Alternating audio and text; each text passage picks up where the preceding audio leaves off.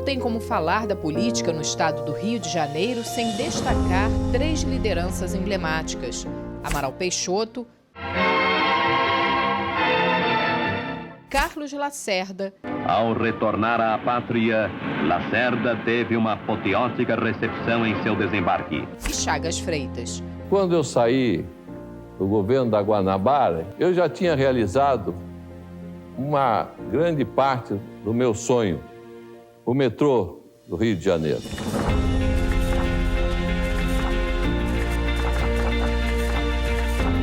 O 4º episódio do documentário Memórias do Parlamento mostrará como esse trio influenciou políticos da esquerda. Isto é um fogo de barragem do conservadorismo e da direita que está sendo questionado. À direita. E o maior responsável pelos erros que estão sendo cometidos é sempre o governo, porque há muito tempo que nós estamos sem uma política de habitação. Tanto o Amaral Peixoto quanto o Chagas, no contexto já da fusão, vão integrar o MDB. E o MDB vai ser o grande protagonista da política brasileira por ter compreendido, por saber manejar muito habilmente uma característica da política do Rio de Janeiro, que é a presença de líderes fortes com bases eleitorais localmente definidas. Em destaque também a importância da boa relação entre os poderes, a política como arte de negociar. Esse parlamento tem que ser mais unido, esse parlamento tem que saber que tem que governar, que o governo precisa dele e a gente precisa do governo, precisa do executivo, e que se unem as três, o legislativo, o executivo e o judiciário. Os poderosos por eles mesmos. O poder é apenas um pedacinho da sua existência, vale de nada se você não souber exercer. Qual o segredo de quem convive nos espaços de poder? Garçom tem olho e não vê, tem boca e não fala e tem ouvido e não escuta. Eu não sei, eu não vi, se senhora, ponto final. No palco dos acontecimentos, o Palácio Tiradentes assiste a história acontecer, pelo olhar da sociedade que tudo vê, avalia, vota e escolhe quem será o político da vez.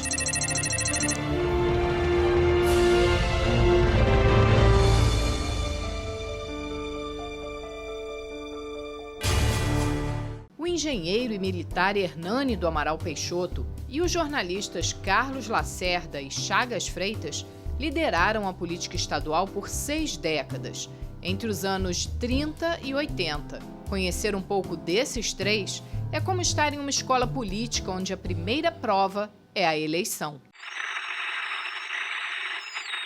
Amaral Peixoto, homem público experiente, nasceu na cidade de Niterói. Foi casado com Alzira Vargas, filha do presidente Getúlio Vargas. Após a inauguração do Estado Novo, foi nomeado interventor federal do Rio de Janeiro, capital do país. Amaral Peixoto foi de 3 partidos, MDB, PDS e PSD, legenda que ajudou a fundar após a redemocratização do país em 1946. Foi governador do estado, deputado federal, senador e ministro. O cais de Recife precisava ser ampliado. E é essa a primeira obra que o ministro Amaral Peixoto, em viagem pelo Nordeste, inspeciona em companhia de altas autoridades. Sua força política vinha do interior. Seus apoiadores eram conhecidos como amaralistas.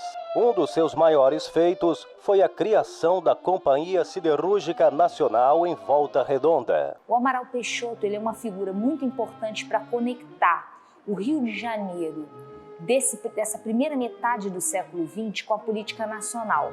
E era próximo do varguismo, mas era uma proximidade que ocupava um espectro à direita do varguismo. Ele era um protagonista nacional, mas ele conectava essa política nacional com a política, sobretudo, do espaço fora da capital do Rio de Janeiro. Comparece o município fluminense de Nova Iguaçu para inaugurar 100 novas casas destinadas a ferroviários da Central do Brasil. Ele é protagonista da organização de uma estrutura política, o PSD, que ela funcionava sobretudo no interior do Rio de Janeiro. Entre os herdeiros políticos de Amaral Peixoto estava seu genro Moreira Franco. Em 1972, Moreira filiou-se ao MDB, partido então liderado pelo senador. MDB é o sim, é o não. MDB é gente a falar. Eleito deputado federal em 1974, lançou-se candidato novamente em 82, dessa vez para o governo estadual. Ficou em segundo lugar, mas conseguiu derrotar o chaguismo do então governador, cacique do PMDB. E nunca mais voltou, não voltou, não. Chagas Freitas, jornalista, advogado e empresário, dono do jornal O Dia. Chagas Freitas era carioca. Ingressou na política em 1945 com o fim do Estado Novo. Além de ter sido eleito 3 vezes deputado federal, foi governador da Guanabara e do estado do Rio. Chagas Freitas passou por diversos partidos: UDN, PSP, PSD, MDB, PP e PMDB. O chaguismo teve forte influência na capital nacional, transformando Chagas Freitas em um dos políticos mais respeitados do país. Nessa eleição, o ex-governador Sérgio Cabral era militante do Partido Comunista que apoiou o PMDB. Então eu fui para a juventude do PMDB, me envolvi na campanha de 82, foi uma campanha muito simbólica. Foi a primeira eleição, depois de 1966, para governador do estado. Eleição direta. Depois de 66, as eleições foram todas indiretas. O parlamento é que votava. Foi uma maneira da ditadura controlar os governos estaduais. Mas o general Golbery Couto Silva estabeleceu que em 82 o voto era vinculado. Então você votava de governador a vereador no mesmo partido. O que a ditadura fez? Ela jogou para 82, prorrogou os mandatos de todos os vereadores e prefeitos do Brasil para coincidir com a de deputado estadual, deputado federal, senador e governador.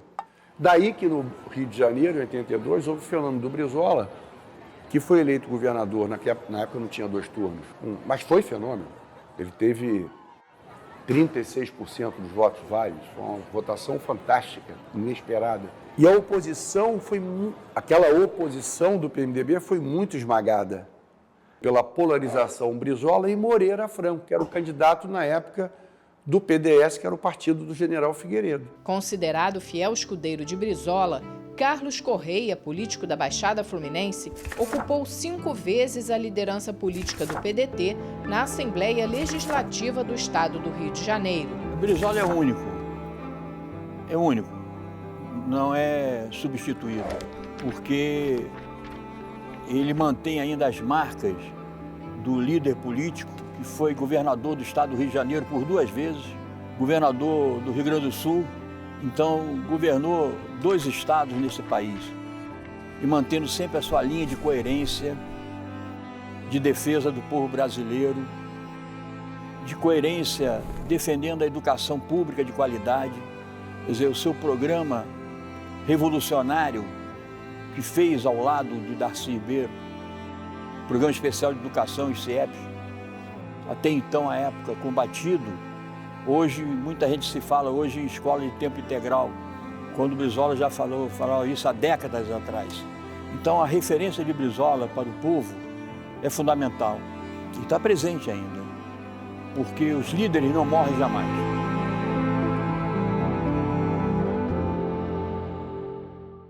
Jornalista, escritor, radialista e ex-deputado estadual por 4 mandatos, Alberto Brizola é sobrinho neto do ex-governador e guardião de muitas histórias. Quando tinha uma reunião, por exemplo, no Palácio, eles serviam um vinho lá do Rio Grande do Sul, que era bem barato, mas era um vinho razoavelmente bom, que ele era pão duro mesmo.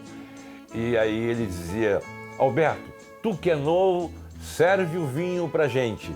E eu servia com o maior prazer do mundo. Aí nós tivemos uma reunião de bancada no Palácio e aí alguém perguntou para ele assim, um deputado perguntou: governador, quer dizer que a gente não pode então ter rabo preso, não é isso? Ele falou: não, deputado não pode ter rabo. Também tem lembranças que ajudam a contar a história oral do Tiradentes. Eu estava no meu primeiro mandato, eu estava muito verde ainda em relação à minha...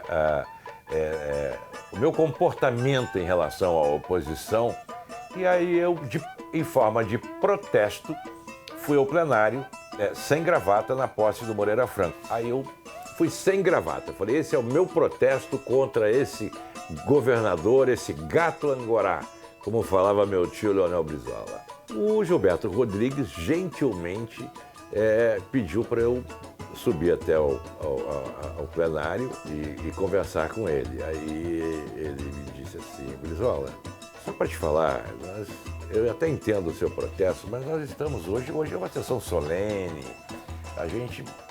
vamos esquecer um pouquinho nossas diferenças e vamos comemorar, depois vai ter um coquetel, vai ter um drink. Eu falei, como assim? Não, porque você está sem gravata. Eu falei, eu sem gravata? Eu estou de gravata. Estou vestindo uma gravata que só os honestos conseguem enxergar. Aí ele rapidamente, mas assim, não perdeu um segundo e falou, que bela gravata verde você está usando. O gaúcho Leonel Brizola e o piauiense Moreira Franco são dois exemplos de políticos que ainda na década de 80 atuavam como herdeiros da política de Amaral Peixoto e Carlos Lacerda.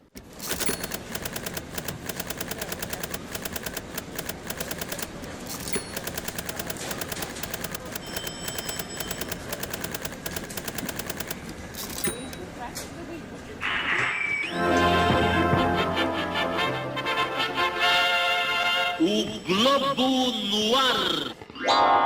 Carlos Lacerda era jornalista e dono do jornal Tribuna da Imprensa. A carreira política começou como vereador.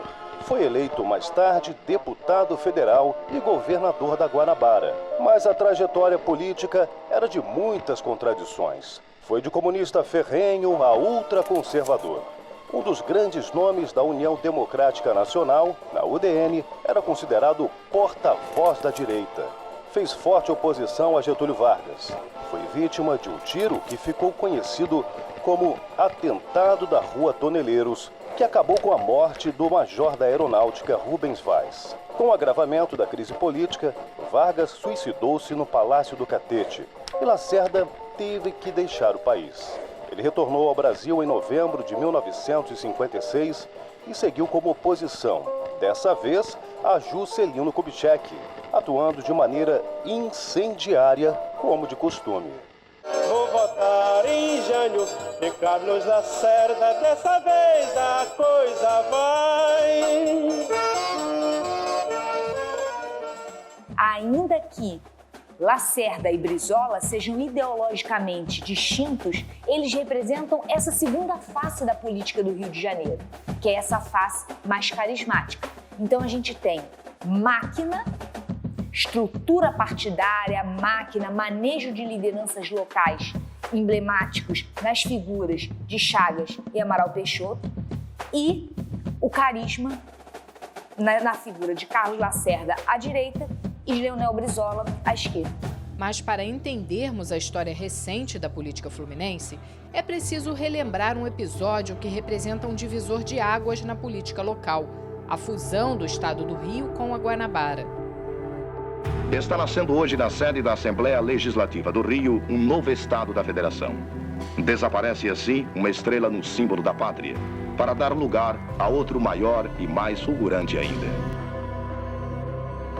Ato ditatorial do presidente Geisel, a fusão trouxe implicações econômicas e políticas para o novo estado e também brigas internas partidárias. É nesse momento que se chocam Chagas e Amaral, porque os dois querem controlar o partido no Rio de Janeiro. E enquanto Amaral tem o predomínio no interior, o Chagas tem o predomínio na capital. E é na organização da fusão que eles estão disputando esse protagonismo. O que vai acontecer? O grupo chaguista ele está associado à figura do Miro Teixeira. E o grupo amaralista, né, assim que eles se chamavam, chaguistas e amaralistas, ele está espelhado na figura do Moreira Franco. Nessa transição, quem saiu ganhando foi o Moreira Franco, que conseguiu se eleger governador. Ele se elege com o apoio do Amaral, ele era genro do Amaral. Com a fusão do estado do Rio com a Guanabara em 1975, o Palácio Tiradentes torna-se guardião da memória política do Rio de Janeiro. Com a instalação da Assembleia Legislativa do Estado, a ALERJ, o Palácio passa a concentrar a nata do poder estadual. Reiteram os líderes e deputados que o Estado surge sob o signo de grandes esperanças das populações carioca e fluminense, conservando como capital a cidade do Rio de Janeiro e fortalecendo a sua geopolítica com a fusão do antigo município neutro ao território fluminense. O quadro político da Alerj passou a ser formado por deputados que seguiam duas correntes, a de Lacerda e Brizola, com ênfase nas questões nacionais. Achamos que essas privatizações estão dentro desse contexto de corrupção. Se depender de nós, nós vamos rever e anular tudo isso. Ou a do chaguismo, priorizando a política local com foco nas soluções de problemas como a falta de hospitais, escolas e falta d'água. O grande desafio que eu recebi ao começar o meu governo foi a água da Baixada Fluminense. Nunca se tinha até hoje considerado como prioritário o problema da água para a Baixada Fluminense. 15 dias depois de assumir o governo do estado do Rio de Janeiro, eu resolvi enfrentar o desafio. Na primeira legislatura da Alerj, 2 PMDBistas representavam essa força política de bairro: Jorge Leite, com influência no bairro de Madureira, e Pedro Fernandes, em Irajá. Na atual legislatura, um deputado representa essa corrente política que valoriza a proximidade com a população. O primeiro vice-presidente da Alerj, Brazão, que dedicou 30 anos às causas sociais antes de entrar para a política. Nós trabalhamos sempre pelo social. São pessoas invisíveis que o poder público não assiste e a gente vai, através do nosso grupo, o nosso grupo é um grupo muito grande, são pessoas que têm um carinho também pelas outras pessoas, têm uma sensibilidade, são as pessoas das regiões, e a gente procura atender essas pessoas e levar essas demandas para o poder público e através também do meu gabinete, né? A gente procura resolver algumas coisas em cima de secretaria, então nossas ações são sempre voltadas para isso. O meu irmão, né, o Domingos Brazão, que foi realmente o mentor da nossa história da família Brazão. Ele foi vereador da cidade do Rio de Janeiro, em 96, e logo em 98 foi eleito deputado estadual do nosso estado do Rio de Janeiro, e que a história começou com ele. Declaramos, o deputado Coronel Jari e eu, aberta a sessão solene em comemoração aos 198 anos de criação da Polícia Militar do Estado do Rio de Janeiro. Em cumprimento à resolução número 506 de 2001, que institui o Dia da Polícia Militar no calendário oficial dessa Casa de Leis. Nós somos unidos, muito unidos, e isso que hoje engrandece a gente e engrandece o nosso grupo. O nosso grupo, eu gosto de pessoas que trabalham comigo, que têm amor ao seu pai, à sua mãe, ao seu irmão, aos seus vizinhos, que têm respeito. Porque quando eles têm respeito à família, ele pode respeitar a gente, senão não respeita a gente. Então tem que ter essa essência. O representado, ele quer falar da rua, do cracudo, da festa junina, dos temas ali daquele bairro. E essas lideranças locais, como o Brazão, como outras famílias que são importantes. Por que elas são importantes no Rio de Janeiro? Porque elas entendem esse papel da ascendência dentro de um território. O que é um líder local? É alguém que tem um mercado local, que vai na igreja local, que vai no bar local, que transita naquele espaço, que é amigo das pessoas, que tem uma história naquele território. E é dessa história que ele consegue uma relação de proximidade com o eleitorado se sente próximo dele, confia nele e acaba votando em quem ele recomenda, não só na sua própria família, mas nas elites políticas nacionais, estaduais, federais, que esse indivíduo, aquele conjunto de indivíduos que essa família representa e escolhe naquela localidade. Adepto da política tradicional, Brazão é daqueles políticos que respeitam a liturgia do cargo e os que vieram antes dele.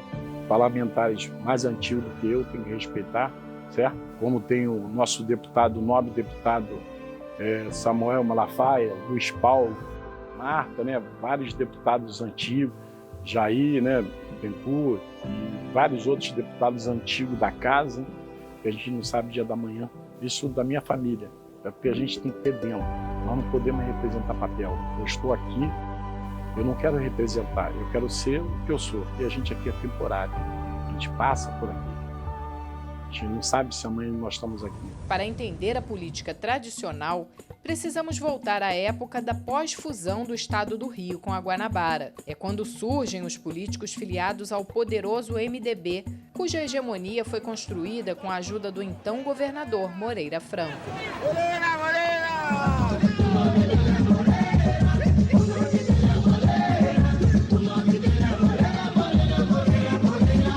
Moreira Franco, ele é um político muito hábil, tanto que ele foi secretário especial do Fernando Henrique e da Dilma. Ele era um homem político muito voltado às causas parlamentares. Embora ele tenha sido governador, ele, durante o período dele, organiza o MDB no Rio de Janeiro para eleger muitos deputados. Tanto que essa hegemonia do MDB, que se torna ainda mais forte com o ocaso do pedetismo, né? O PDT, quando ele perde força, o MDB, organizado pelo Moreira Franco, vai se tornar um player importantíssimo na Alerj. É desse MDB forte que vai vir a hegemonia do MDB já no século XXI, com Sérgio Cabral sendo eleito 2 vezes e elegendo o Pezão. A gente não pode falar da hegemonia do MDBismo como tendo começado com o governo de Sérgio Cabral. Na verdade, o MDB ele foi hegemônico na política do Rio de Janeiro desde a fusão, desde Chagas, desde a máquina chaguista, que é uma máquina MDBista.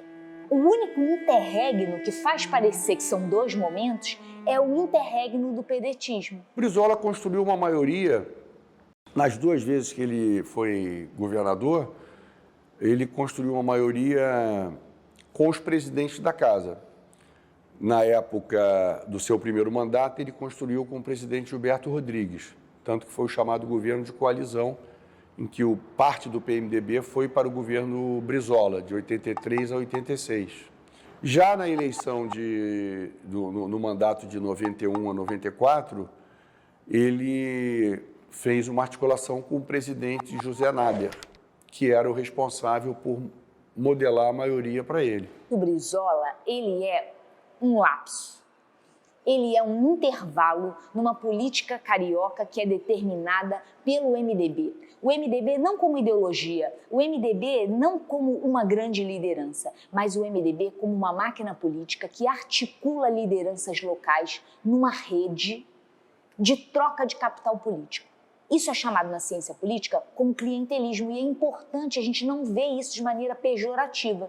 É o estabelecimento de uma rede de trocas entre lideranças locais e que consegue, em se articular, eleger governador, eleger deputado estadual, eleger deputado federal. Daí essa hegemonia do MDB na Alerj. O melhor do nosso estado no Senado Federal, Sérgio Cabral. Senador, deputado estadual por 3 mandatos e presidente da Alerj por 8 anos. Sérgio Cabral. Assim como os ex-presidentes da Assembleia Jorge Pisciani e Paulo Melo, personificam a força do PMDB no Estado, a partir da década de 1990. 1992. Foi novamente a atuação forte e decidida do PMDB, nas ruas e no Congresso Nacional, que livrou o país da corrupção e dos abusos. Eu só tive 2 partidos, PMDB e PSDB. Então eu PMDB, aí fui para o PSDB em 89. Nós fizemos em 95 o maior plano ousado do Brasil de desestatização. Mensagem mandada pelo Marcelo Alencar, que foi talvez a votação que mais me deu trabalho na vida. Foi o PED, Programa Estadual de Desestatização. Essa casa estava cercada. Eu fui o líder do governo naquele momento e era o relator de todas as matérias de privatização. A gente não sabia como ia votar, porque naquele tempo cada deputado podia fazer quantos destaques quisesse. E o regimento diz que o destaque discute 10 minutos o autor e contradiz, se alguém quiser contraditar, 10 minutos. Tinha mais de 1000 destaques. E o Cabral depositou em mim a confiança de encontrar uma saída. E só no olhar que nós encontramos uma maneira no regimento interno e transformamos mais de 1000 destaques em apenas 3 votações. Eu e o Cabral olhando um para o outro. Esse foi um ano marcado por manifestações trabalhistas. As manifestações contra a privatização da Serj, SEDAI e Banerj acabaram virando caso de polícia. Manifestantes e políticos foram parar na delegacia de Cabo Frio. No primeiro momento, a população compreendeu mal, o Marcelo teve uma rejeição alta, mas a SEDAI não foi vendida porque ela tinha muitos conflitos jurídicos entre municípios. Não, nós é que temos direito, o Estado, isso estava no Supremo Tribunal Federal. Na campanha eleitoral, o nosso candidato a governador foi o Luiz Paulo Corrêa da Rocha. Foi a votação que eu fui o mais votado do Brasil. E aí, Luiz Paulo perdeu e ficaram no segundo turno o Garotinho e o César. Ambos eram contra a venda da SEDAI. Acaba a eleição, o Garotinho vitorioso me procura e fala, olha, o presidente, está tudo certo, a transição está boa aí com o governo Marcelo Alencar, faltam 2 meses para eu tomar posse, mas o governador quer vender a SEDAI. E aí eu procuro o Marcelo, mesmo que essa conversa foi muito tensa, foi hoje na sede do parlamento, no Banerjão, eu fui até lá, o governador eleito está reclamando que o senhor quer vender a SEDAI. Falava assim, meu filho, eu sou governador até o último dia e vou fazer. Eu falei, não vai não, governador, não vai não. Como é que eu não vou? Eu falei, não vai porque eu não vou deixar. Aí fiz um decreto legislativo impedindo a venda da SEDAI.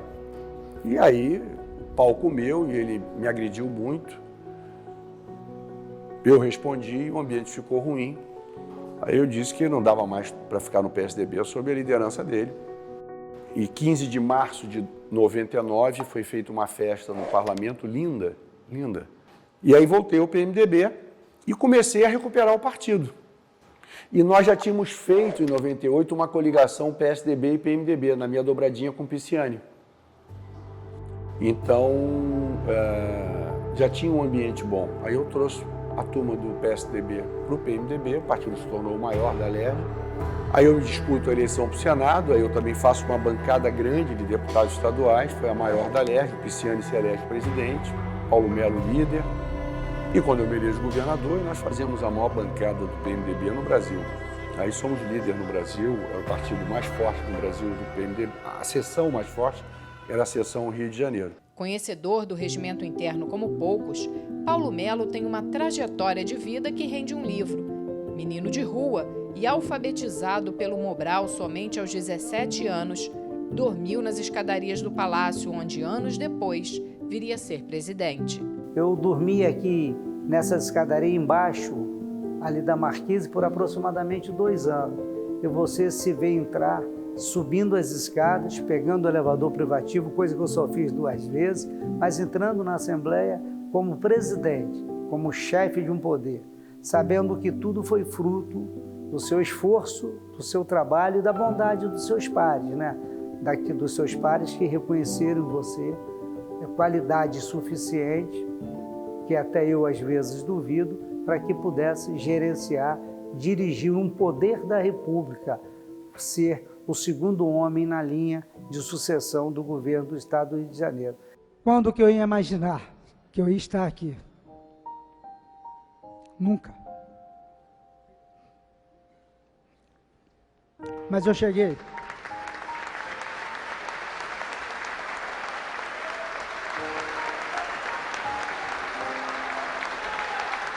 Paulo era uma figura muito inteligente, regimento interno, Constituição, ele sabe tudo. E eu me lembro que em 95 ou 96, o presidente era do Tribunal de Justiça, era o desembargador, um querido amigo, Gama Malcher. E o Malcher, uma mensagem da Justiça que nós íamos votar, foi a Comissão de Constituição e Justiça prestar esclarecimentos aos deputados, qual era a intenção do projeto, tudo. Ele foi na minha sala depois, eu recebi, levei ele até a sala, ele participou da comissão, depois voltou para se despedir de mim na presidência.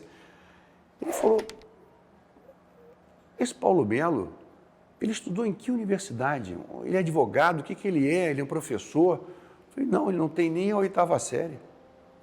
Não é possível. Ele sabe tudo de Constituição, de direito. E, ao mesmo tempo, era um parlamentar com muita capacidade de operar benefícios para a região. Porque, normalmente, você tem o parlamentar do plenário, aquele que é um conhecedor do regimento, da Constituição, das leis, é um tribuno, ou você tem aquele deputado que luta pelos benefícios da sua... Eu quero obra, eu quero benefício, que é absolutamente legítimo. O Paulo faz as duas coisas muito bem.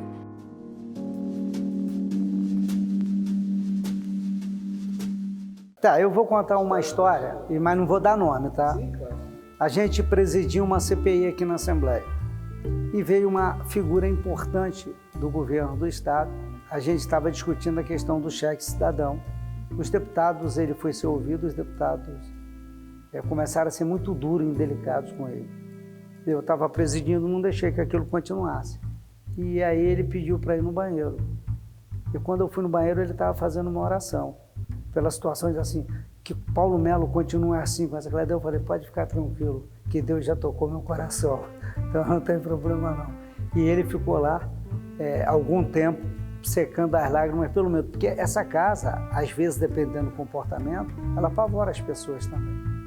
Eu sei o que é isso. E o outro momento que a gente vai, foi um dia eu receber uma proposta no meu gabinete de presidência, de uma pessoa, de uma figura notória que dirige uma instituição, que uma emenda tinha sido aprovada porque ele me pediu para aprovar, e aí ele entra pedindo para eu republicar a emenda que não tinha saído como ele queria. Eu disse para ele, tu quer que eu falsifique uma emenda? Vamos fazer de conta que você nem falou e eu não ouvi.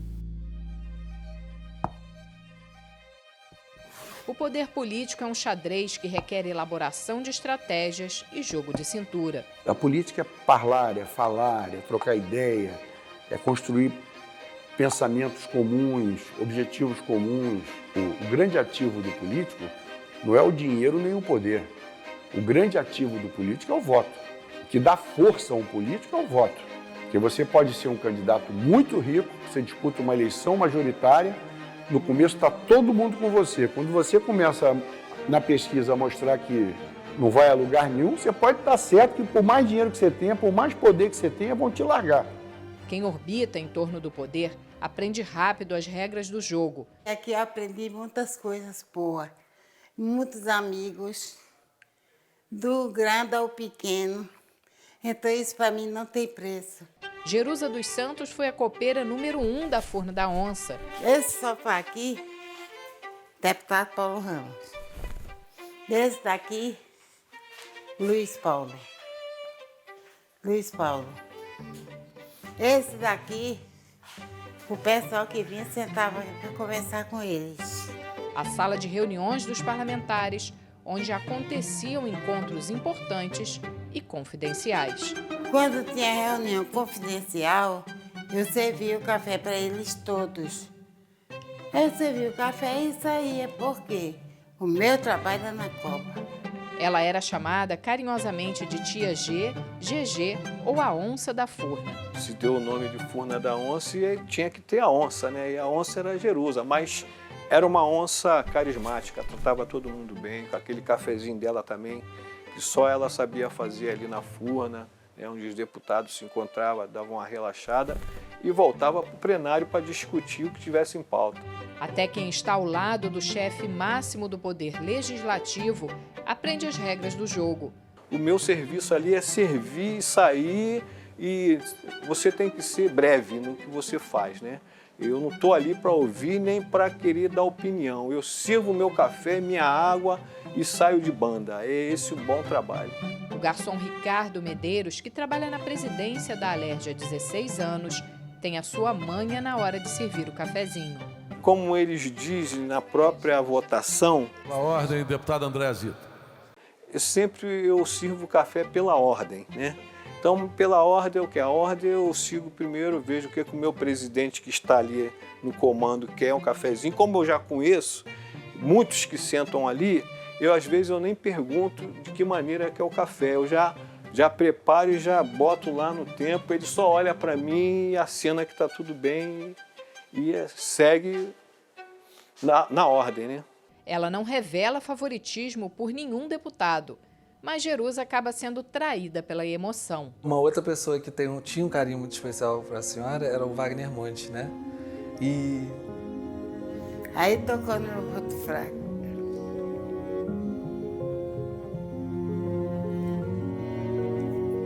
Era de uma firma. Aí o pessoal me nomearam para casa, que é cargo comissionado, né? Claro, e agradeço a Deus por isso. Ele, o Wagner Monte e Paulo Ramos, quando a firma queria me bagunçar, eles disseram, a firma sai, Dona Jérusa fica. Isso para mim não tem preço. Então, conheci Wagner em 93, né, quando ele assumiu, ele era suplente e assumiu o mandato, né, foi o primeiro mandato que ele assumiu aqui, ficou 2 anos. Depois Wagner frequentava muito aqui a Alerj, né, então assim, era um amigo querido. Depois ele veio se eleger de novo em 2006, né, e depois em 2010 ele teve aquela votação, né, enorme que ele teve, a maior votação aqui da história da casa, mais de 500 mil votos. E ele acabou assumindo a primeira secretaria e me convidou, eu era diretor de finanças, me convidou para chefiar o gabinete da primeira secretaria, no qual estivemos lá 4 anos com ele. A lei que eu lembro sempre do Wagner, assim, no dia a dia, é a lei do livro da defesa do consumidor, que todo dia que você entra numa loja, você vê lá aquele livro de reclamação da defesa do consumidor. Assim, todo dia que eu entro numa loja, olho aquele livro lá estampado e lembro do Wagner. Com o afastamento do então presidente da Alerj, Jorge Pisciani, Wagner Montes teve uma passagem meteórica pela presidência da casa. Houve alguns contratempos que ia entrar o Wagner Montes, mas o Wagner Montes, devido ao problema de saúde, não conseguiu, e aí entrou André Siciliano, que assumiu o cargo com uma Alerj dividida. 105,9 Rádio Alerj. Cidadão da Baixada. Em 28 de fevereiro de 1968, nascia em Nilópolis, na Baixada Fluminense, André Siciliano. Morou em Japeri e viveu muitos anos em Paracambi, onde foi prefeito por 2 vezes. Tem mais de 400 leis aprovadas. Em 2017, assumiu interinamente a presidência da Alerj e se notabilizou pela capacidade de diálogo entre as mais diversas correntes ideológicas. Foi eleito presidente da casa em 2019 e reeleito em 2021 por 64 dos 70 parlamentares. Trabalhou para que o parlamento fosse ativo nos momentos mais difíceis da pandemia da Covid-19. Repassou verbas para o desenvolvimento de vacinas contra a Covid pela Fiocruz. Olha, eu posso dizer que o Rio de Janeiro teve uma sorte de ter na presidência da Alerj André Siciliano no momento em que, voltando, né, em virtude da Lava Jato, a gente tem um vácuo de lideranças políticas e esse vácuo que foi gerado a partir da Lava Jato, sem que houvessem sido criadas, né, outras elites já testadas no traquejo da relação executivo-legislativo, no traquejo da relação com essas elites políticas locais, como não havia, né, essa elite nova já pronta para substituir, o que veio quando a Lava Jato interdita, cancela, apaga essas figuras que já haviam sido treinadas e testadas e que de alguma maneira pecaram, falharam e que, portanto, né, teria sido bom se elas fossem substituídas, mas substituídas por outras que já tivessem esse traquejo. E o Rio de Janeiro conseguiu passar por esses processos com relativa estabilidade porque ele contou com a sorte de ter na presidência da Alerj o André Siciliano, que conseguiu manejar essas elites políticas locais que, para maximizar seu capital político, em alguns momentos aderiram verbalmente ao bolsonarismo, mas conseguiu conter essa verve bolsonarista apenas a campanhas eleitorais e a discursos, mas a prática continuou sendo uma prática institucional. E o André foi uma pessoa aqui que sempre ele teve o jeito dele de trabalhar, né? E as pessoas falam, é PT, não. Ele era uma pessoa que sempre procurou olhar tanto à esquerda como à direita. Algumas vezes ele deu um não para mim, mas foi bom. Do que ele falar sim e a coisa não acontecesse. O André foi muito importante, o André Siciliano, certo? Eu torcia muito por ele e ele foi um grande presidente na Assembleia Legislativa do nosso estado do Rio de Janeiro.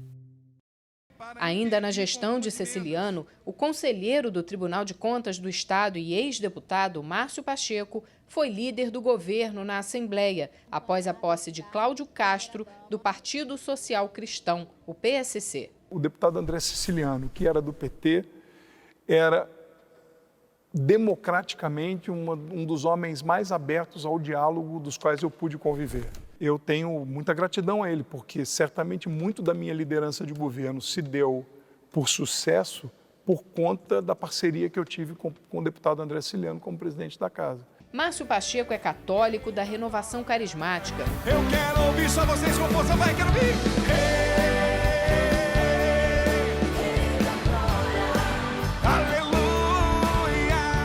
E entrou na vida pública em 2010. Presidente Ivan Moreira, caros colegas, com muita honra, pela primeira vez, faço uso da palavra nessa tribuna, mas de um modo muito especial para ressaltar com que presteza foram colocadas as palavras a respeito das matérias que nós, vereadores, teremos que apreciar nesta sessão extraordinária.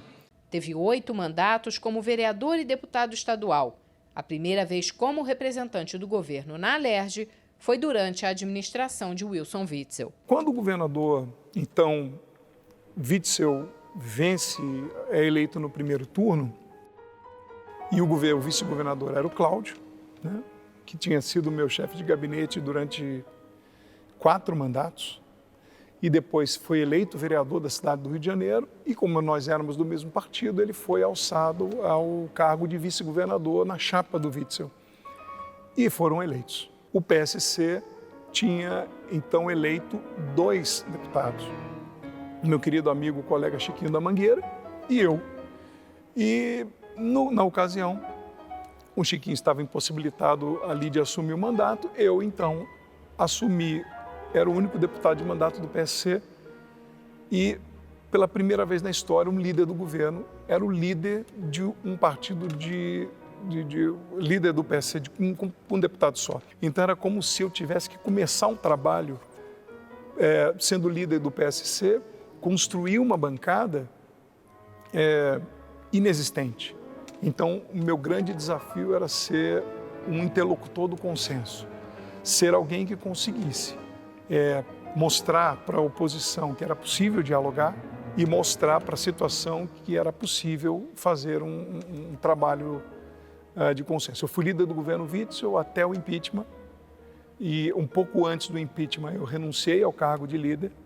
Quando o governador Cláudio Castro assume o governo, ele me convida novamente, eu reassumo a liderança de governo e considero que foi o melhor momento do meu aprendizado, era buscar o consenso. Esse instrumento afiado da liderança de governo com a presidência é fundamental para o bom avanço do parlamento. Isso só funciona quando você tem a compreensão de que a política é negociação. Negociação entre os líderes partidários, negociação entre a Alerj e o governador, entre o presidente da casa e os deputados. Quando a gente entende a política como um espaço de negociação e não de bravatas ideológicas, não é um lugar da gente falar apenas o que pensa, não é a academia que eu posso publicar um paper dizendo o que eu penso. No parlamento, na esfera política, as decisões têm que ser articuladas e negociadas, as pessoas precisam ceder poder, ceder cargo, ceder recurso. E esse entendimento da política que permite uma certa estabilidade nas instituições. Proclamamos o resultado. Para a presidência, votaram sim 56 deputadas e deputados.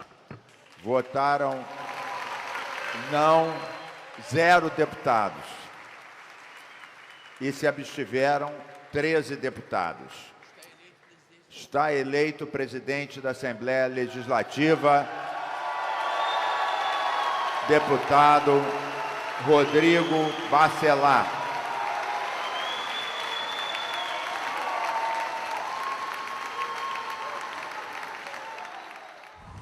No mesmo dia, os parlamentares elegeram para a primeira vice-presidência o deputado Brazão. Proclamo eleito o primeiro vice-presidente com 56 votos a favor, 0 não, 13 abstenções, deputado Brazão. Também eleito por unanimidade, conquistou um poder almejado por muitos deputados. Simples e conciliador, o deputado se emociona ao lembrar da importância e da responsabilidade do cargo. Eu tive apoio do meu gabinete, das pessoas. Falado que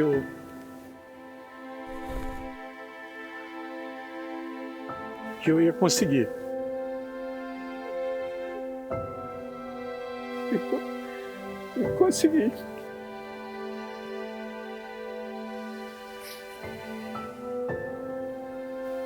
É porque a gente não quer errar.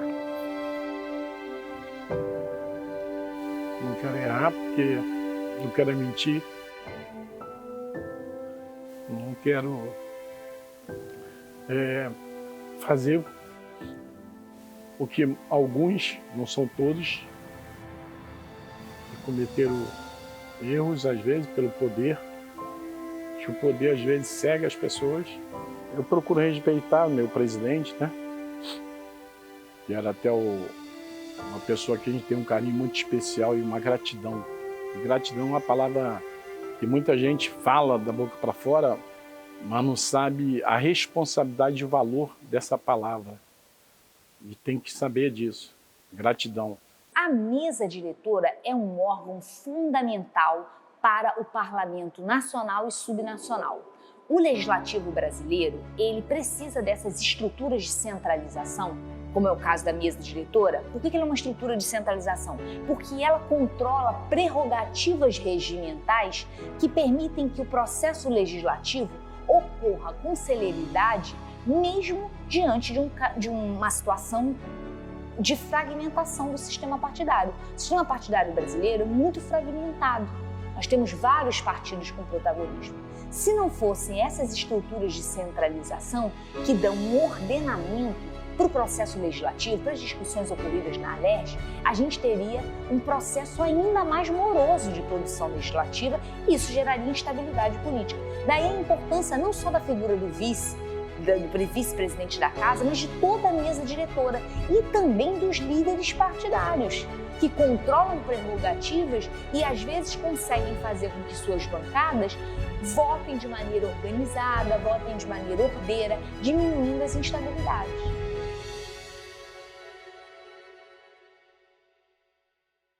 Política é feita com emoção, com o fígado, interesses e afetos. Mas, parafraseando a escritora feminista Bell Hooks, que diz que amar é um ato político, é possível falar em amor quando se fala de política? O amor é mais do que um sentimento, né? Então eu vejo que no parlamento também o ato político é um ato de amor. Ele precisa ser feito, porque ele é feito por pessoas, né? E as pessoas têm uma verossemelhança com o amor que é Cristo. Então, o ato político também precisa ser um ato de amor.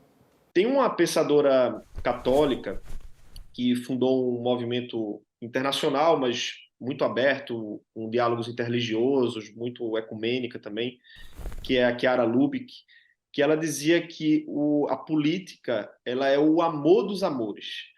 Por que o amor dos amores, né? Porque, claro, não tem a ver apenas com esse amor romântico, mas é porque há uma possibilidade, né, de um ato de amor cujas consequências, né, ele tem um impacto enorme. A gente tem aqui um amor por pessoas que muitas vezes a gente sequer conhece, né, mas que a gente está fazendo algo pensando no bem daquelas pessoas. Então aqui há também a possibilidade de a gente ver um ato de amor.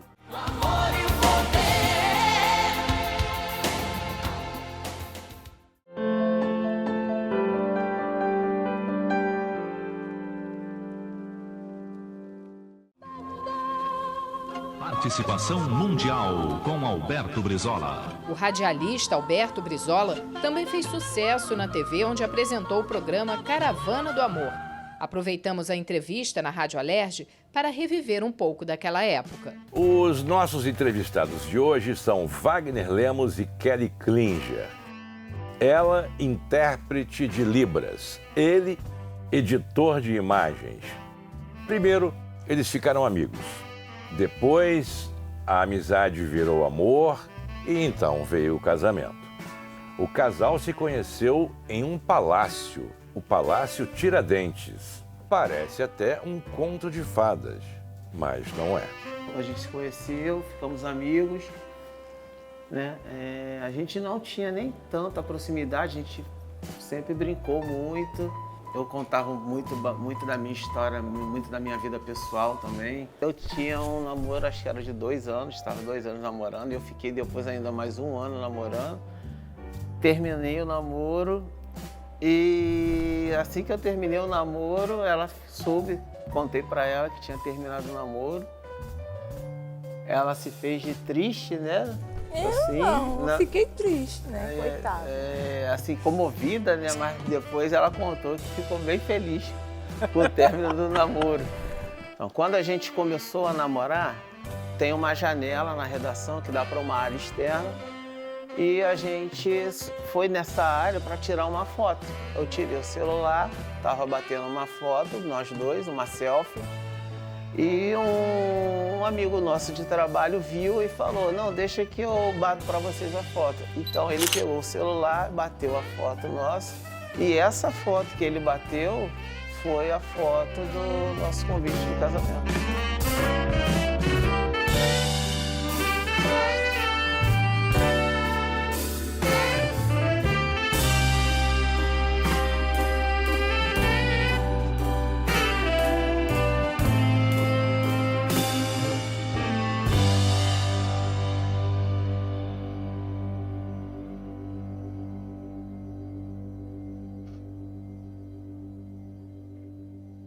Todos vocês que estão aí nos bastidores fazendo esse documentário, isso vai ficar para a história, sem dúvida alguma. Então, eu não tenho dúvidas de que esse talvez seja o maior documentário da história do Rio de Janeiro e do Parlamento. Muito obrigado por vocês terem tido essa ideia fantástica e maravilhosa que valoriza o Parlamento. A gente só ouve falar mal de políticos, mas tem muita gente boa e que precisa ser valorizada. Parabéns. O Rio de Janeiro, ele é muito pouco respeitoso com a sua história, mas principalmente com a sua história política. Daí a importância de iniciativas como essa, de resgate histórico, de resgate dessas elites políticas locais, dessas pessoas que nos governaram, que fizeram política aqui, para que a gente possa ensinar as próximas gerações de onde elas vieram politicamente. Trabalhos mais recentes, sobretudo a partir da nova Constituição e da década de 90, estão mostrando, a ciência política está cada vez mais demonstrando a importância do parlamento. É no parlamento que as decisões são tomadas. O executivo, para tomar qualquer decisão, tem que construir, mesmo que ele fale que a decisão é dele, que foi por decreto, que foi por... isso só é possível porque antes ele construiu acordos dentro do parlamento. E a política do Rio de Janeiro sempre foi feita assim. Daí a importância desse espaço, porque aqui foram tomadas as principais decisões, ainda que elas tenham sido vocalizadas pelos membros do Executivo, antes elas foram acordadas no Legislativo.